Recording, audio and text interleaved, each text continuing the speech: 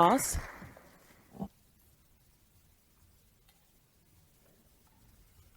Hello, I'm Jeremy Boss in District 1. I'm here to speak about Dallas Animal Services today. I really can't get everything in that I deal with in 3 minutes, so I'm going to try to keep this as basic as possible.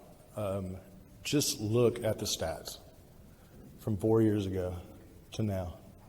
Look at what has happened since Ed Jamison, our last director, has left Dallas Animal Services. Look at the numbers of dogs being euthanized.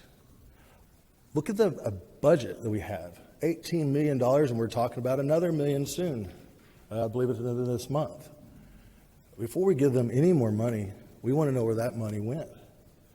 I'm watching dogs get euthanized on a daily. I'm getting notified. Dallas Animal Services is putting our citizens as responsible for taking care of the loose dogs. They're asking us to hold the dogs for 24 to 72 hours sometimes. The response times of Dallas Animal Services is hideous. Are you all aware that we were down to 3 animal control officers in just a few months ago? Are you aware that we lost every animal control officer that we had for years? I've worked for 20 years in animal rescue here.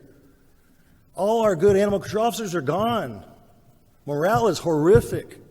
There's no marketing. I've watched bags of dogs go live, healthy dogs that were alive in the morning, drive out on a truck to go to the dump. This is 2 years in the making. Just do the matrix. Go back. What did we do the Boston Consulting Group for? Why do we make this big change? Some of you guys were here back in that day. We did an enormous movement. The Southern Dallas Animal Initiative. Some of y'all got to remember that. Mayor, you weren't here, but it was a big, big thing. We had the district attorney, Felicia Kearney, involved as well. Those people dissolved because Ed Jamison showed up and took what was one of the worst animal shelters in the United States in a big city and turned it into a 90% no-kill. I am tired. Your citizens are tired. They come to me on a daily. I'm asking, I got 30 seconds. I'm going to ask this from each and every one of you, and I wish everybody was here. I would like to sit down with every one of y'all for 30 minutes and let me do a presentation on what was, what is, and by God, in 2023, what should be in the future. We are going the wrong way. We were in the bad position. We went the right way, and then look at us now. We're an embarrassment to our city. We're an embarrassment to Texas. We're an embarrassment to the United States as far as Dallas Animal Services. Thank you. Thank you. Britt Rompler.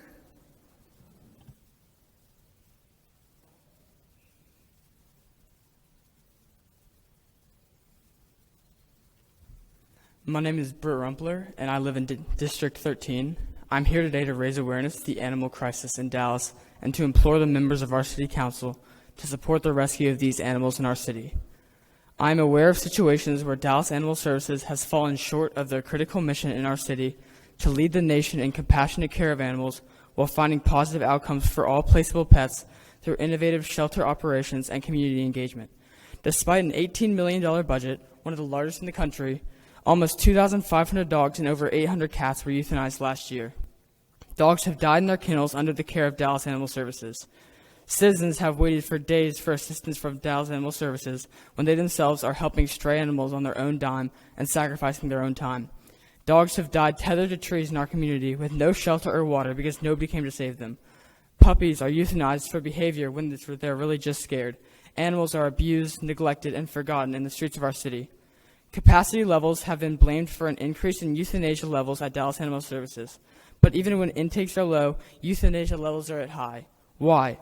In 2020, under the direction of Ed Jamison, Dallas Animal Services achieved a live release rate of 93%. Unfortunately, now the current live release rate is at a dismal 76%. Most days, dozens of animals are admitted into Dallas Animal Services, sometimes even as many as 100. This seems hopeless. It seems like an impossible situation. How can we find homes for so many animals?